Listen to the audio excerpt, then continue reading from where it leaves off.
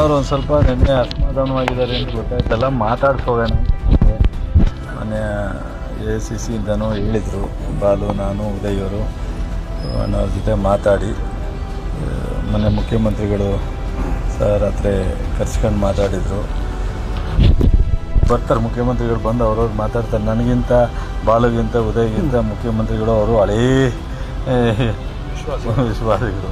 ಅದರಿಂದ ಅವರೇ ಬಂದು ಮಾತಾಡ್ತಾರೆ. ರಾಜಕೀಯ ಏನಿದ್ರು ನಾವು ಸಂಧಾನ ಏನಿಲ್ಲ. ನಮಗಿದು ಹಿರಿಯಣ್ಣ ಇದ್ದಂಗೆ. ನಾವು ಬೇರೆ ಪಾರ್ಟಿ ಜನತಾದಳದಲ್ಲಿದ್ದಾಗಲೂ ನಮಗೆ ಅನೇಕ ಸಂದರ್ಭದಲ್ಲಿ ಅವರು ನಮಗೆ ಒಂಥರ ಗಾಡ್ ಫಾದರ್ ಥರನೇ ಮಾಡಿದ್ದಾರೆ.